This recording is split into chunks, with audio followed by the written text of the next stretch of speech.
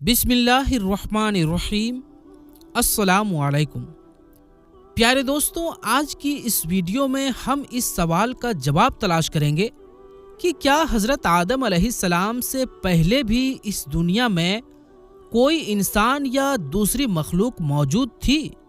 ये एक अहम और दिलचस्प सवाल है और आज हम आपको इस बारे में डिटेल से बताएंगे। साथ ही ये भी जानेंगे कि हज़रत आदम अलैहिस्सलाम से पहले किस किस्म की मखलूकात इस दुनिया में आबाद थी।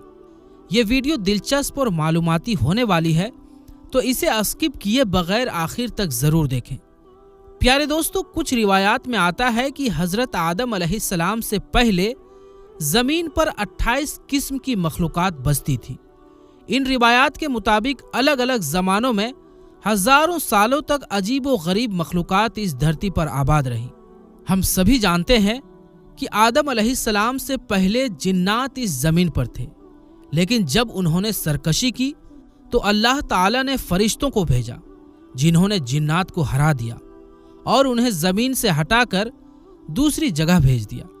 हालांकि कुछ रिवायात में यह भी है कि जिन्नात से पहले भी 27 किस्म की मखलूकात यहाँ आबाद थी, जैसे कि बिन, खिन और मिन नाम की मखलूकें। अल्लामा इब्ने कसीर ने अपनी किताब अल बदाया वल निहाया में लिखा है कि ये मखलूकात भी धरती पर बसती थी, लेकिन जब इन्होंने भी सरकशी की तो अल्लाह ने फरिश्तों को भेजा, जिन्होंने इन्हें भी इस धरती से हटा दिया। प्यारे दोस्तों, यहाँ एक बात ध्यान रखना ज़रूरी है कि इन सभी मखलूकात को कत्ल नहीं किया गया था, बल्कि उन्हें ज़मीन से बाहर कर दिया गया था। हो सकता है कि ये मखलूकात कहीं और बस गई हों, शायद किसी दूसरी जमीन या ग्रह पर। आज हम इन्हें खलाई मखलूक यानी एलियंस के रूप में जानते हैं। इसके बाद जब जिन्नात ने बगावत की तो फरिश्तों ने उन्हें दंडित किया और उन्हें ज़मीन से निकाल दिया। फिर इंसान को इस धरती पर बसाने के लिए अल्लाह ताला ने हज़रत आदम अलैहिस्सलाम को तख्लीक किया। अल्लामा मसूदी ने अपनी किताब में लिखा है कि इंसान से पहले 28 किस्म की मखलूकात ज़मीन पर मौजूद थी।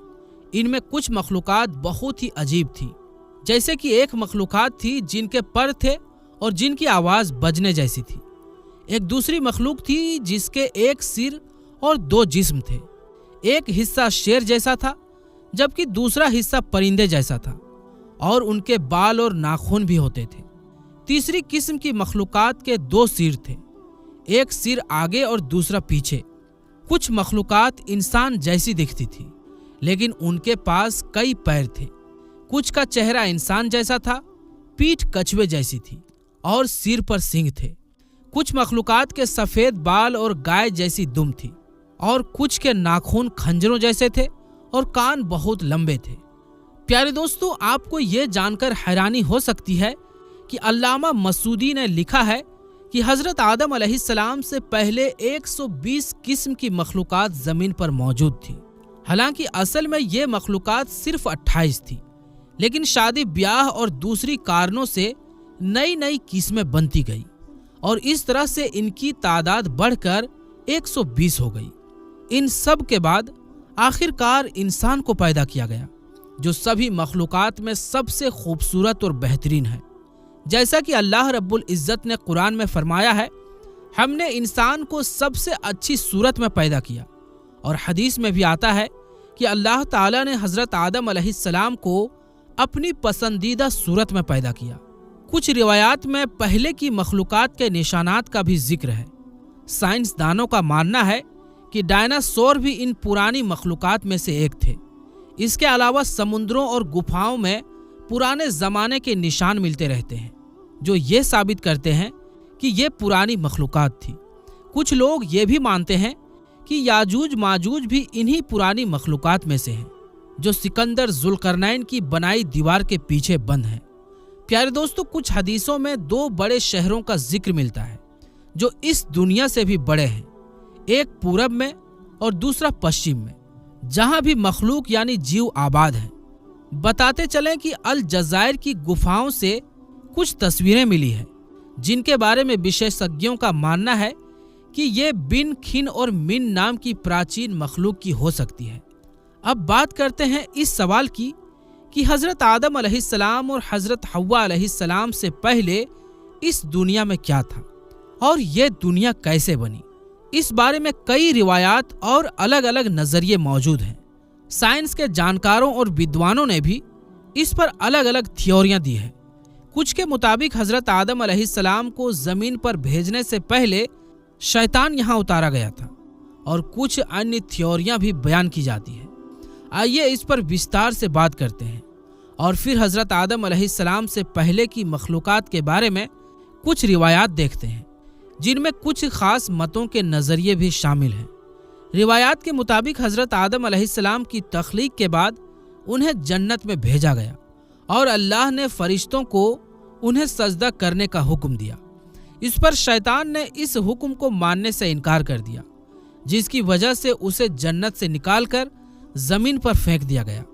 یہاں وہ ہزاروں سال تک روتا رہا اور پھر اللہ سے قیامت تک کی مہلت لے کر حضرت آدم کی اولاد کو بھٹکانے کا ارادہ کیا۔ کیونکہ شیطان ایک جن تھا اور آگ سے بنا تھا، اس لیے مانا جاتا ہے کہ حضرت آدم علیہ السلام سے پہلے دنیا میں جنات موجود تھے۔ ان کے فساد اور بربادی کی وجہ سے اللہ نے فرشتوں کی فوج بھیج کر انہیں ختم کروا دیا اور بچے ہوئے جنات جزیروں اور سمندروں میں رہنے لگے۔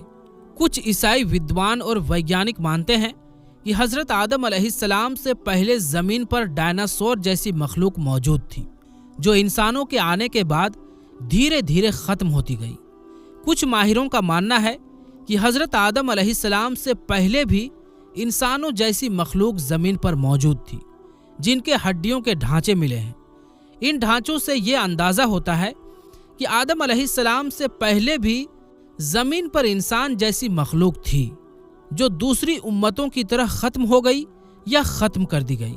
قرآن کی سورہ ہود کی آیت 27 میں یہ بیان کیا گیا ہے کہ اللہ نے آسمان اور زمین کو 6 دنوں میں پیدا کیا اور اس وقت اس کا عرش پانی پر تھا۔ اس آیت کے مطابق آدم علیہ السلام سے پہلے زمین پر صرف پانی ہی تھا اور کسی مخلوق کا ذکر نہیں ہے۔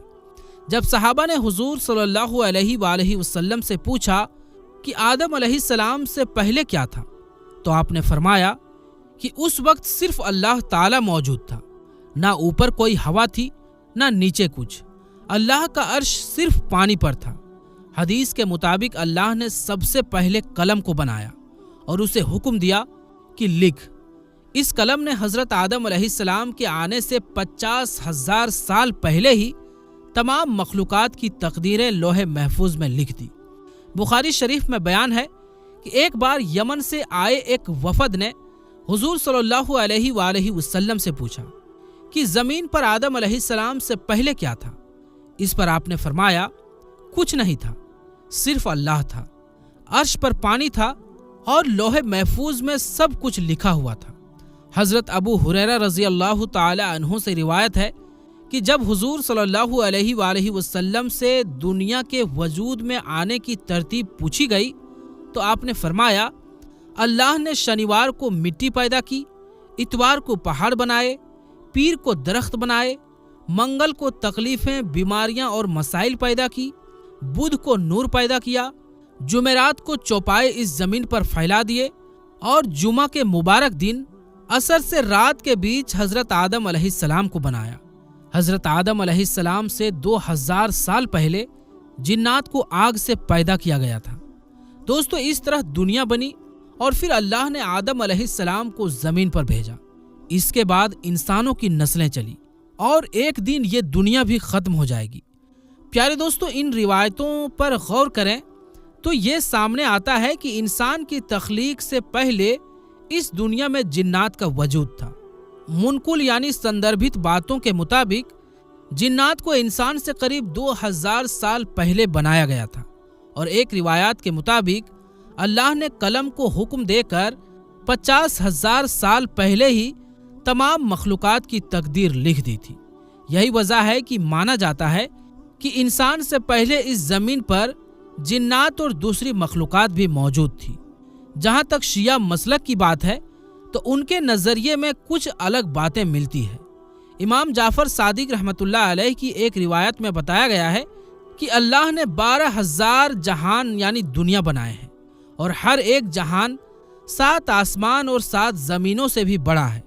وہاں کے رہنے والوں کو یہ بھی پتہ نہیں کہ ان کے علاوہ بھی کوئی اور دنیا ہے۔ ایک اور روایات میں ابن عباس رضی اللہ تعالی عنہ نے سوال کیا کہ آدم علیہ السلام سے پہلے اس زمین پر کون موجود تھا؟ اس پر نبی پاک صلی اللہ علیہ وسلم نے فرمایا کہ جن۔ ابن عباس نے پوچھا اور جن سے پہلے؟ آپ صلی اللہ علیہ وسلم نے فرمایا فرشتے۔ ابن عباس نے پھر سوال کیا اور فرشتوں سے پہلے؟ اس پر آپ صلی اللہ علیہ وسلم نے فرمایا آدم علیہ السلام۔ پھر ابن عباس رضی اللہ تعالی عنہ نے پوچھا کہ جن اور فرشتوں کے درمیان کتنا وقت تھا؟ آپ صلی اللہ علیہ وسلم نے فرمایا 7000 سال کا فاصلہ تھا۔ ابن عباس رضی اللہ تعالی عنہ نے پھر پوچھا تو فرشتوں اور آدم علیہ السلام کے بیچ کا وقت؟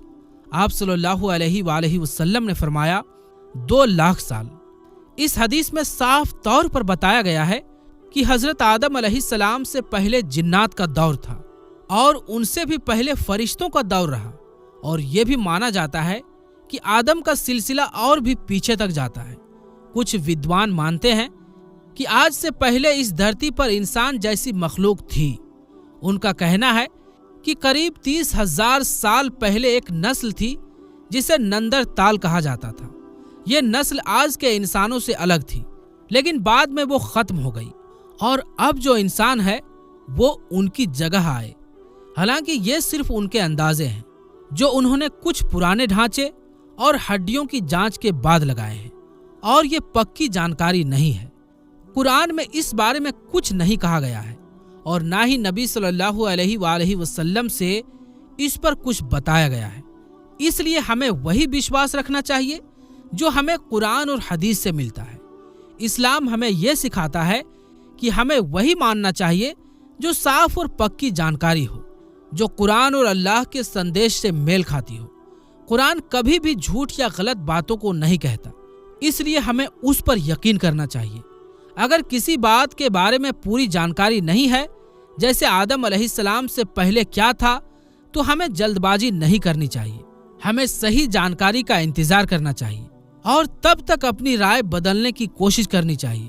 ہمیں کسی بھی وشے کو اپنی سمجھ سے نہیں دیکھنا چاہیے، بلکہ صحیح گیان حاصل کرنا چاہیے۔ قرآن ہمیں صحیح راستہ دکھاتا ہے اور ہم اسی پر یقین رکھتے ہیں۔ قرآن میں جو آدم کا ذکر ہے وہ ہمارے پہلے آدم علیہ السلام ہی ہے، اور اس کے علاوہ کسی اور آدم کا ذکر نہیں ہے۔ پیارے دوستوں، آپ نے آدم علیہ السلام سے پہلے کی مخلوق کے بارے میں سنا۔ اب ہم آپ کو حضرت آدم علیہ السلام کے بارے میں کچھ دلچسپ باتیں بتاتے ہیں جو آپ کے علم میں اضافہ کریں گی۔ سب سے پہلے اللہ نے فرشتوں کو پیدا کیا، پھر جنات کو آگ سے بنایا اور پھر انسان کو۔ سب سے پہلے انسان حضرت آدم علیہ السلام ہیں۔ اس کے علاوہ حضرت آدم علیہ السلام پہلے خلیفہ بھی ہیں۔ قرآن کی سورہ بقرہ کی آیت نمبر 30 میں اللہ فرماتا ہے، اور یاد کرو جب تمہارے رب نے فرشتوں سے کہا میں زمین میں اپنا نائب یعنی خلیفہ بنانے والا ہوں۔ خلیفہ کا مطلب ہوتا ہے وہ ویکتی، وہ انسان جسے کسی کام کو انجام دینے کا ادھیکار دیا گیا ہو۔ حالانکہ سبھی نبی اللہ کے خلیفہ ہیں، لیکن یہاں خلیفہ سے مراد حضرت آدم علیہ السلام ہیں۔ فرشتوں کو ان کی خلافت کی بات اس لیے بتائی گئی تاکہ وہ سمجھ سکیں کہ حضرت آدم علیہ السلام کو اللہ نے سب سے پہلے خلیفہ بنایا اور ان کی عظمت اور شان کو اجاگر کیا گیا۔ پیارے دوستوں، یاد رکھیں کہ اللہ کو کسی سے صلاح لینے کی ضرورت نہیں ہے، لیکن جب اللہ نے فرشتوں سے خلیفہ بنانے کی بات کی تو اسے اس طرح پیش کیا جیسے مشورہ کیا جا رہا ہو، تاکہ ہمیں یہ سکھایا جا سکے کہ اہم کاموں سے پہلے دوسروں سے صلاح لینا اچھا ہوتا ہے۔ اس سے یہ بھی فائدہ ہوتا ہے کہ اگر کسی کے پاس اچھا سجھاؤ ہو تو وہ سامنے آ سکے اور کام بہتر طریقے سے کیا جا سکے۔ اللہ نے اپنے آخری نبی حضرت محمد مصطفیٰ صلی اللہ علیہ وآلہ وسلم کو بھی اپنے صحابیوں سے مشورہ کرنے کا حکم دیا۔ حالانکہ اللہ اور ان کے نبی کو کسی سے مشورہ کی ضرورت نہیں ہے، لیکن یہ ہمیں سکھانے کے لیے تھا کہ ہم بھی اپنے کاموں میں دوسروں سے صلاح لیں اور اچھے سے کام کریں۔ حضرت عبداللہ بن عباس رضی اللہ تعالی عنہ سے ایک حدیث ہے کہ جب یہ آیت کاموں میں مشورہ لو نازل ہوئی تو نبی صلی اللہ علیہ وآلہ وسلم نے فرمایا کہ اللہ اور ان کے رسول کو مشورے کی ضرورت نہیں ہے، لیکن اللہ نے اسے ہماری امت کے لیے ایک رحمت بنا دیا۔